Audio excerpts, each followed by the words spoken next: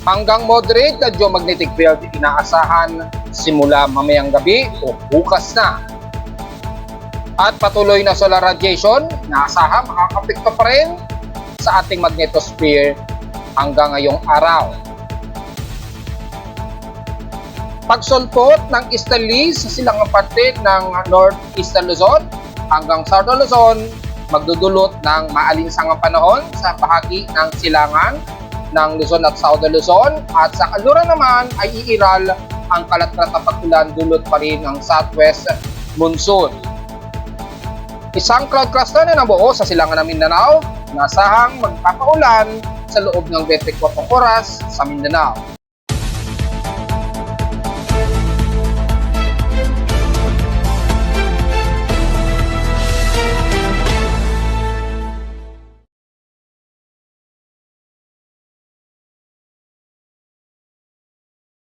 Hello, good morning mga folks. Welcome po muli sa ating daily weather bulletin at analysis para sa araw ng Linggo, June 9, 2024. Ang oras nating boss ngayong umaga ay alas 11:04 na ng umaga.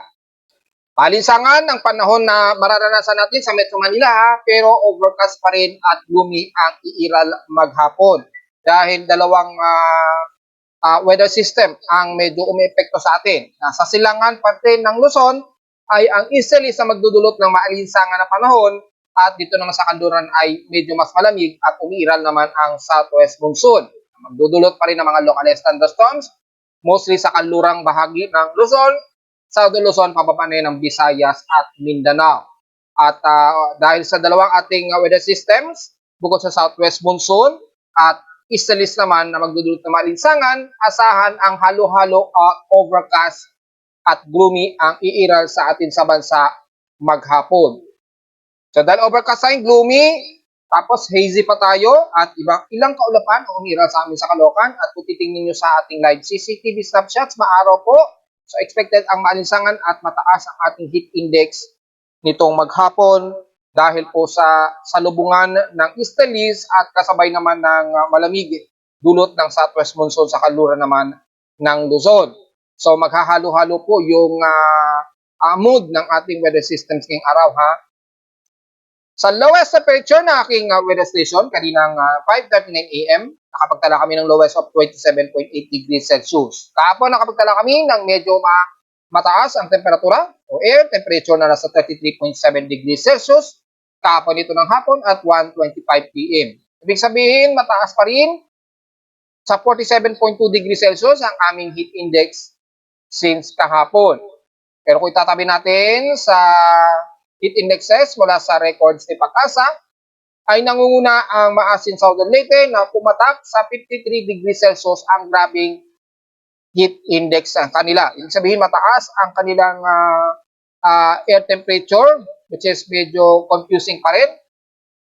Despite sa Karatig Bayan niya ay mabababa, pero bukod sa maasin Southern Leyte lamang ang grabe ang napakataas. Samantalang kahapon medyo gloomy tayo. Bagay medyo hot and dry kasi ang parte ng silangan parte ng South Eastern Visayas at Eastern Mindanao na nai-report natin kahapon. So expected talaga mataas ang air temperature dyan. So pangalawa naman, after maasin ang Virac at Anduanes na nasa 46 degrees Celsius ang temperatura. Yan. At sumunod na ang mayroong 44 degrees Celsius na ng mga temperatura. Gaya na lamang ng Apari, Cagayan, Tugigaraw, yan, Kasiguran, Aurora, Masbate, Mamburao, Capiz, at yun, hanggang Capiz. The rest, 43 degrees Celsius pababa na.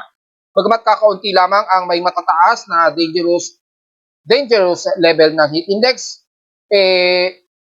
nakakagawa pa rin ng mas matataas na temperatura at kalimitan dito na sa silangan ng bansa. Asahan na yan dahil pagpasok talaga ng habagat season, mas magiging maaraw at madalas ang mainit sa silangan parte ng bansa.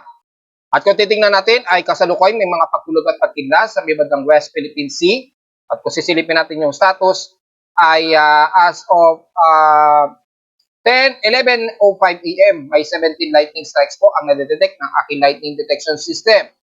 So, makikita po na active yung ating lightning detection system so far. At makikita dito ay ang pinakamalapit sa amin so far, 84 km. Malamang dyan sa may bandang West Philippine Sea. Malayo-layo. At kung titingnan naman natin yung status ng total lightning strikes. Ayan, i-load natin. Kung titingnan natin dito ay mula sa aking lightning detection system sensors ay since past 24 hours, humigit sa 250 ang stroke statistics namin since kahapon. At ang total ng stroke ratio ay umabot ng 1,618 total lightning strikes. So nanatiling napakataas siya. At ang bearing ay southeast. Yan, southeast. So opposite of southwest ay mataas po yung bearing ng lightning strikes. Yung travel ng bearing niya, southeast siya. So napakalawak since past 24 hours yung naging lightning detection. So expected maghapon ay mga hanggang violent thunderstorms ang aasahan pa rin, especially pa rin sa babandang extreme no load zone dahil active pa rin ang ating lightning strikes na detect ng ating lightning detection system. Samantala sa PX extremes in past 24 hours, nangunguna naman sa grabing mataas ang air temperature ang Butuan na may 36.1 degrees Celsius. Sa Baguio City, almost stationary pa rin sa kanila at 18 degrees Celsius na lowest temperature sa bansa. At sa Inola naman ang Masbate, ang may nakarecord na 84 mm na total rainfall. So far kahapon wala namang kami itala na pag-ulan sa Caloocan. Madalas, naging makulimlim lamang ang maghapon sa amin. Sa high tide and low tide status, kasalukuyan uli ng high tide. At kung titingnan natin, kung lagpas na naman ba ito ng 1.4 meters ang lalim. Yes, 1.4 meters pa rin ang inaasang lalim. At ayon dito sa forecast, hanggang bukas ay mananatiling mataas o malalim na hanggang 1.4 meters ang lalim nito. So take note siya mga folks, sa mga mangisda, maganda po mangisda ngayon, pero sa mga maliligo ay mukhang delikado po. So ingat na lamang. At kung pipilitin nyo maligo, magsama kayo ng grupo para maiwas madisgrasya. Sa ngayon, ating air quality, medyo kalmado ngayon.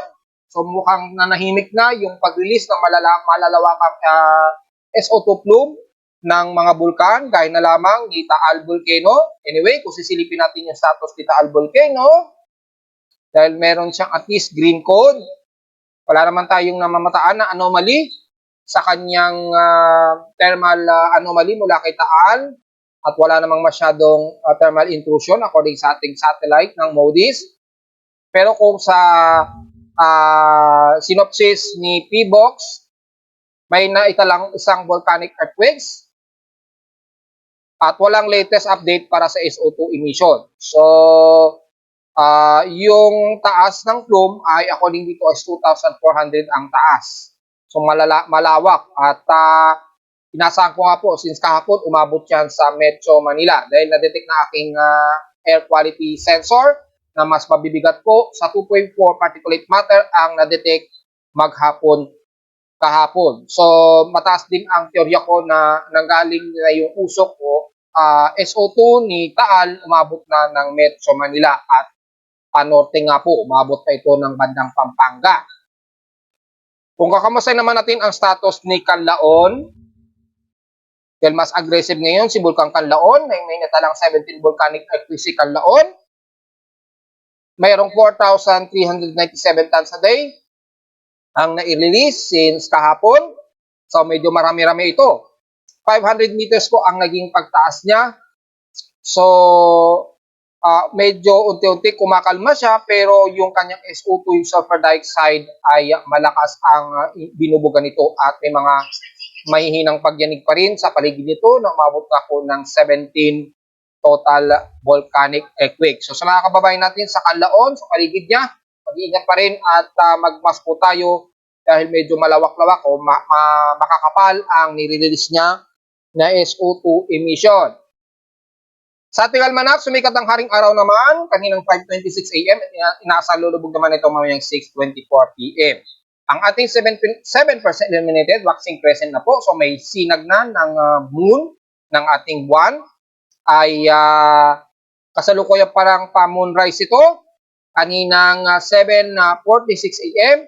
at nasa elevation na ito ng 45 degrees elevation mula sa amin sa Caloocan, sa pwesto ko dito sa amin sa Grace Park. Nasa 45 degree ang elevation ng buwan at lulubog pa ito mamayang gabi at 9:12 p.m. At sa ating local weather outlook para ngayong linggo hanggang bukas na po na Lunes, which is i-declare na natin ang pagtatapos ng onset ng hot dry season.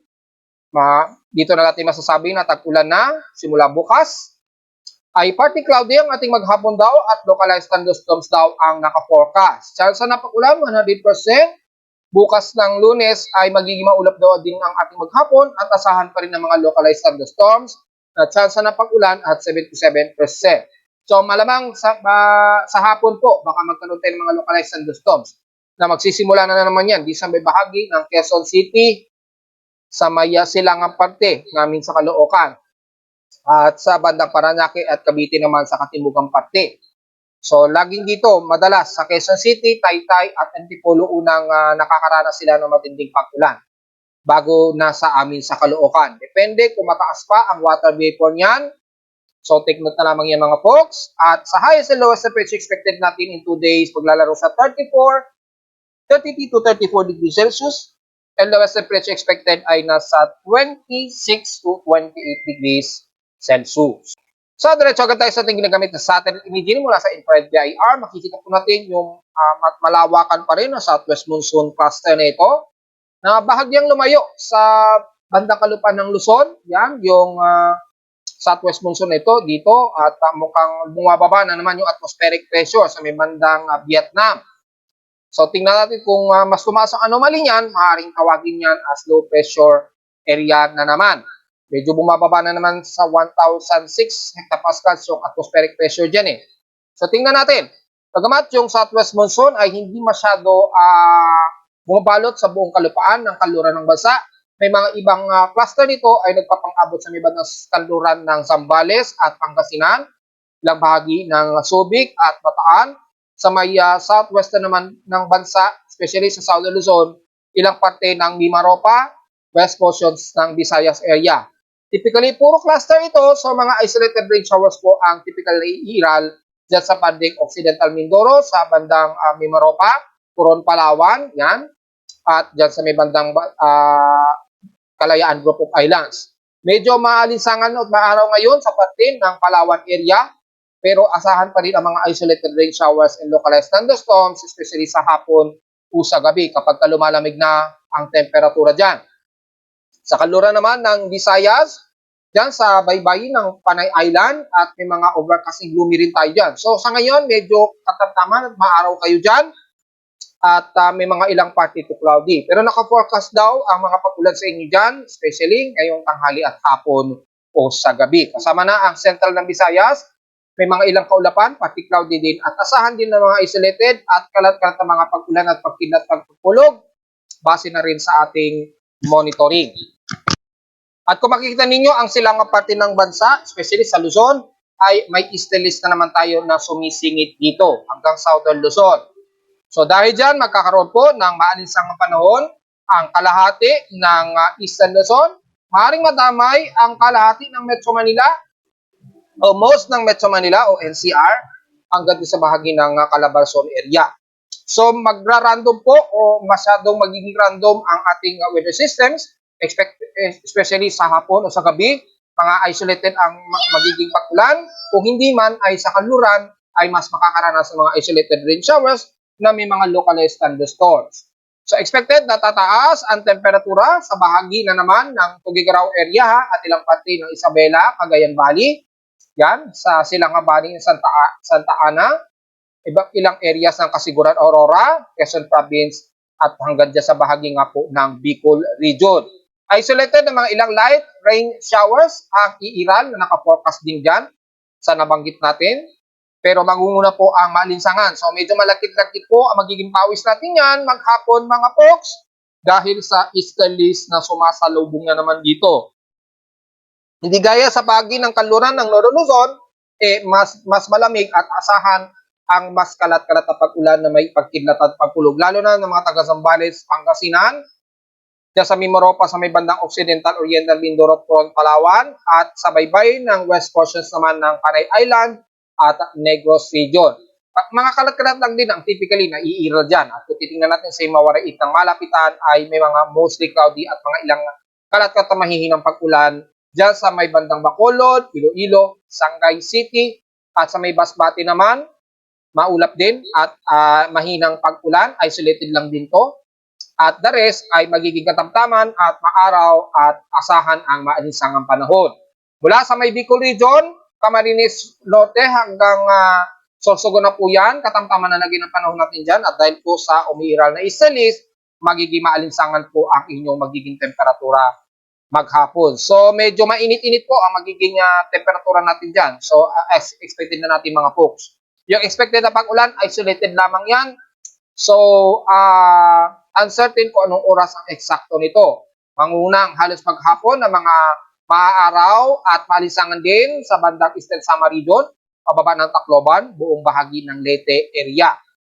Pero pati ng maasin patawid ng bandang Dinagat Island sa Surigao del Norte, Surigao Island, Siargao Island rather, kasama na ang buong Surigao del Norte ay magiging katamtaman at mas maalinsangan din ang iiral. Maya-maya lang o sa loob ng 24 oras, maring unti-unting magiging mas mauulap na yan dahil medyo may namumuong cluster dito na kaulapan at maaring mag-anomaly yan o bumaba ang atmospheric pressure na magdudulot ng mga ilang moderate and heavy rain showers sa loob ng 24 oras sa buong silangan ng Mindanao. Sa ngayon, maaraw muna at malinsangan.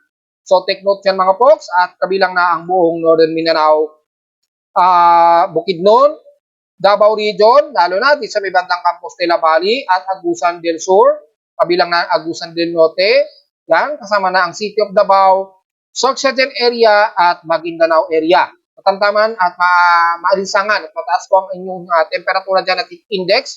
Pero sa hapon o sa gabi, expected ang isolated rain showers na unang mararamdaman ng mga taga-Sarangani hanggang General Santos according sa forecast. So take note yan. Pero mahihina at mas madalas lamang ang mga ilang light rain showers ang iiral. Dahil kung titingnan natin sa heavy rain potential, halos wala po tayo nakikitaan.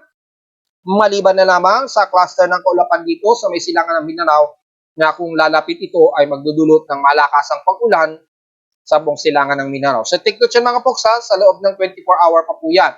Pero habang wala pa ay asahan ang maaraw at malinsangan at mga ilang katamtaman na lagay ng panahon sa may bandang Zamboanga Peninsula at isolated rain showers na may localized thunderstorms. Mula dyan sa Siocon, pababa na yan ng Zamboanga City, patawid ng Basila na Tulo-Sulu Islands, ay magdudulot ng katamtamang panahon at asahan ang mga localized thunderstorms at isolated light to moderate showers.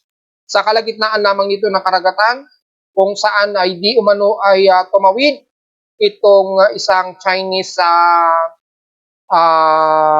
battleship yata. Yung battleship o Navy ng China, dumaan daw dito. So medyo nakakasama ng loob dahil territorial sea na po natin yan na pumasok. So ewan po natin kung ano ang reaksyon ng ating Philippine Navy nung pumasok dyan sa ating territorial sea na. Dahil sa ibang bansa, inaaresto na kasi yun. So depende sa magiging ruling, ay magiging maaraw po at may mga cluster po na kaulapan dyan sa pagitan at magdudulot ng mga ilang moderate and heavy rain showers. So sa mga pumapalaot, pagitan ng Palawan, west portion sa Visayas at Zamboanga Peninsula, moderate and heavy rain showers po ang umiiral dyan. So ingat po sa mga mangingisda natin mga folks. So generally, ang buong kanluran ng bansa ay magiging mas magiging gloomy at medyo mas maulap at asahan din ng mga pag-ulan na may pagkilat at pagkulog. Pero sa silangan naman ng bansa ay mas klaro at mas light lamang ang mga kulapan at dahil po sa may easterlies tayo dito sa silangan ng Northern Luzon hanggang Southern Luzon, magdudulot po yan ng malinsangang panahon at magdudulot ng mainit na temperatura sa silangan nga po ng Luzon, Southern Luzon, kabilang na ang Bicol Region at Eastern Visayas. manalalamang natin yung galaw nitong cluster na to sa may silangan ng Mindanao na magdudulot ng heavy rain showers kapag yan ay nakalapit sa kalupaan ng Mindanao. Kung pagbabasa naman natin ang Tropical Cyclone Assessment Monitoring, makikita po nagkaroon ng bahagyang anomaly nga po dito sa may Eastern Mindanao. Yan po yung cluster na kaulapan na nakikita natin. So naglalaro siya sa 10 to 20%.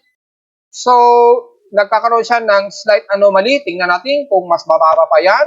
Dahil just in case, maaaring itaas siya ni Pag-asa as shallow low pressure area. So take note yan. At sa may kaluran naman, malapit sa may Vietnam, bumababa rin ang atmospheric pressure. So tingnan natin kung tataas yan as invest or kung hindi man, isang shallow low pressure trough lamang na magpapaulan sa kalurang bahagi niya ng West Philippine Sea, especially sa may bandang Vietnam at South China Sea area.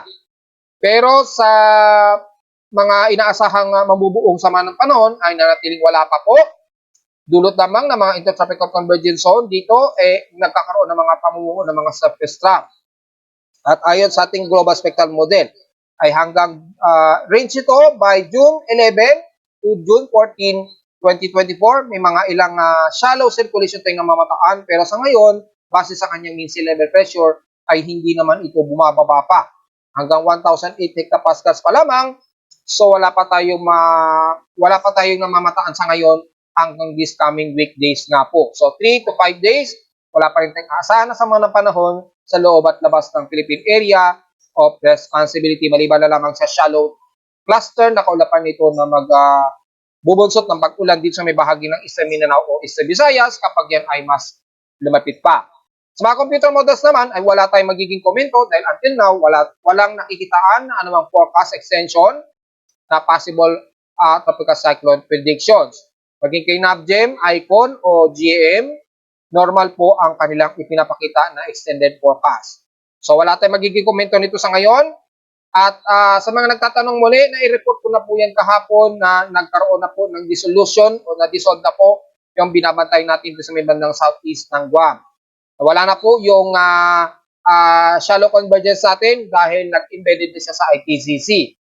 At dahil nag-scatter out na siya, yung ibang low pressure area na lamang ay naging cluster cloud na lamang na nandito na nga po ang ilan sa loob ng ating PAR sa silangan ng Mindanao area na ating babantayan na magdudulot po ng heavy rain showers po yan. Pero binabantay natin, totally dissolved na po at na-post ko na po yan sa aking report since kahapon mga po. So sa mga tatanong ay wala na po sa ngayon. So balik po tayo sa normal condition na manatiling trough circulation lamang o trough clouds pa lamang na embedded ng intertropical convergence zone ang ating nakikita. So sa ating space weather status naman ay nanatiling active yung interval exceeded ng 100 photon flux units since 9:22 AM ngayong umaga at nagkaroon pa rin ng maximum 10 MeV flux o umabot ng 1,030 photon flux units. So inaasahang solar skin na S3 strong ang possible prediction nito. Pero sa actual naman ay halos mag-ES3 ito kahapon. Yan. Pero ngayon ay medyo kalmado na po siya. Kaya wala na tayong masyadong alalahanin. Bagamat yung solar wind ay nagkaroon ng malakas na impact sa atin sa Earth. Kaya mula kahapon ay nagkaroon ng satellite discoordination at possible exposure ng mga solar radiation ng nasa mga higher altitudes. Lalo na sa mga international space stations. Nagkaroon sila ng bahagya o minor na exposure sa solar wind. So, hopefully, okay sila dyan. At yung ating forecast na solar radiation, tumaas po sa 99%. So, maaring magpapatuloy pa rin yung pagtaas ng forecast nito hanggang 50% hanggang bukas po ng June 10, 2024. So, possible na minor storm levels, ini-expect yan. Hanggang June 10 nga po na possible maglalaro sa S1 to S2. So probably S1 by June 11. So tingnan na lamang natin. At sa ating radio blackout probability na natiling 75% yung R minor to moderate, radio blackout pa rin most likely. At yung chance of isolated I3 ay sa ngayon ay mababa naman sa 25%.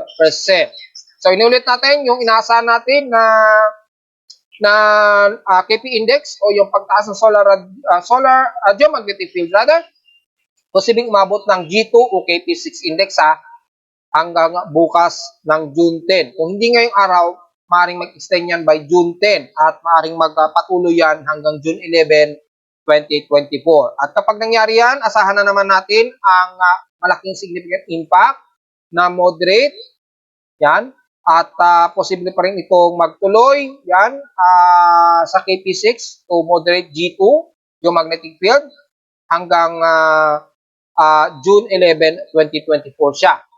So, watch out na lamang mga folks, at yung epekto sa atin sa Earth ay asahan na naman nating magkakaroon ng distortion sa ating ghost magnetometer, at expected na naman ang northern lights niyan simula bukas. So, take note yan mga folks, at sa kung tatamaan o saang areas na sunlight na tatamaan ng geomagnetic field, expect yan sa North Pole o South Pole. So, abangan na lamang ng mga folks, at nakikita natin sa forecast ng solar wind ay pumipitik ng more than 500 to 600 km a second yung bilis ng solar wind. Ayan po, makikita dun sa animated dito sa ating solar wind velocity. Ayan, oh. So malamang ay dito yan sa nakatutok sa Earth ng sunspots. Bagamat 143 yung sunspots, yung AR 3702, maaaring yan yung dahilan ng nagkakaroon tayo ng direktang pagtama sa Earth. Bagamat hindi mo sobrang laki yan, pero yung impact ng coronal mass ejection ay maaaring makaapekto pa rin sa ating magnetosphere. Mga folks, expected pa rin na mababa between 20 to 80 meters yung high frequency conditions. Yung degradation, inaasa na naman natin na aabot ng more than 25 to 30 MHz yan hanggang sa susunod na 2 araw mga folks. So, abang-abang na lamang mga folks sa magiging epekto. So, kapag ka nangyari na yan, simula bukas, just in case, magkakaroon na naman tayo ng interruption o mahinang ilang mga radio interruptions, lalo na sa internet connections, radio transmissions, at weather forecasting, lalo na. At GPS coordinate accuracy. Medyo madidisalay ng bahagya. So, take note siya mga folks. Samantala, sa ating hydrological center mula kay Angat Dam ay mukhang patuloy ang pag-recovery niya mula sa 178.18 kahapon ay ngayon ay nasa 178.19. So, bahagya o 0.01 ang nadagdagan sa kanyang amount. So, hopefully, tumuloy-tuloy yan, pero nanatiling very critical pa rin at negative 4.90 yung pinakakakulangan niya. So, tingnan natin kung patuloy itong makaka-recover dahil kung titingnan natin dito sa ating monthly dam levels, hindi gaya kay Magat Dam ay si Magat Dam ay totally nagre-recover siya mula sa pinaka-critical level niya noong June 5. Naka-recover siya noong June 6 hanggang ngayong araw.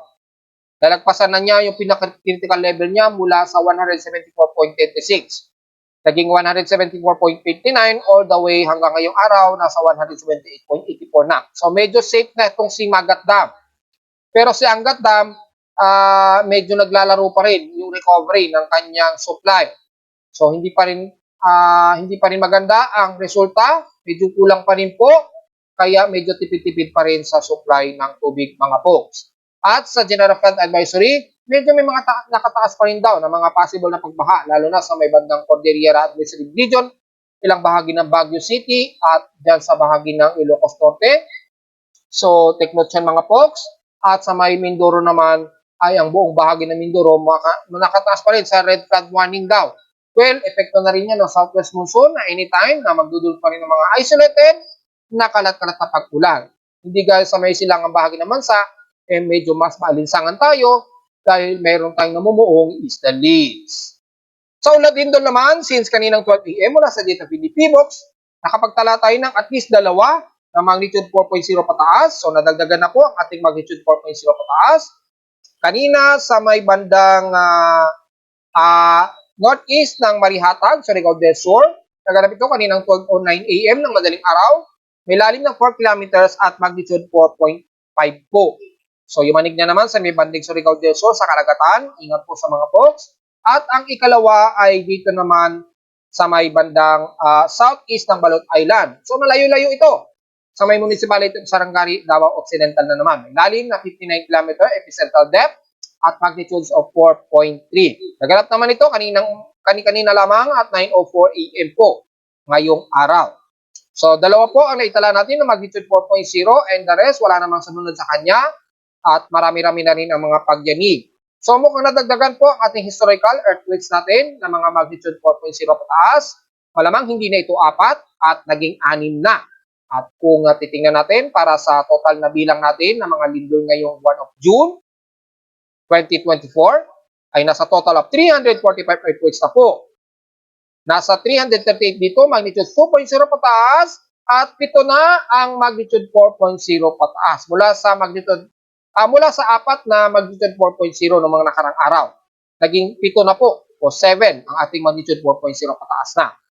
So, ngayong araw ay nasa 344 na po ang total earthquakes natin sa bansa at mas marami pa rin ang mga pagyanig dito sa may bandang silangan ng Mindanao at Southeastern Visayas na mas marami pa rin ang mga pagyanig, especially sa bandang baybayin ng Davao Region at Surigao del Sur. So sa mga kababayan natin dyan, ingat pa rin po, kabilang na ang bahagi nga po ng southeast ng Visayas area. Medyo mayanig din dyan. So take note dyan, ingat po dahil medyo yanigin pa rin kayo dyan, mga folks. At narito naman ating 3-day 20 weather forecast para sa araw ng linggo, June 9, 2024.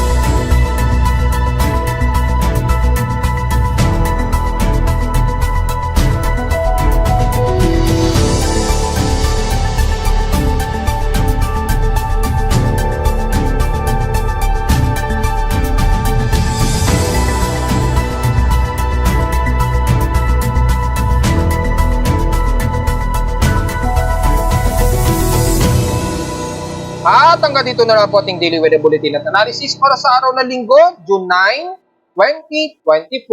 Huwag po kalimutan na mag-like, share, subscribe na lang po sa ating YouTube channel. Pasuyo na lamang din po ng notification bell.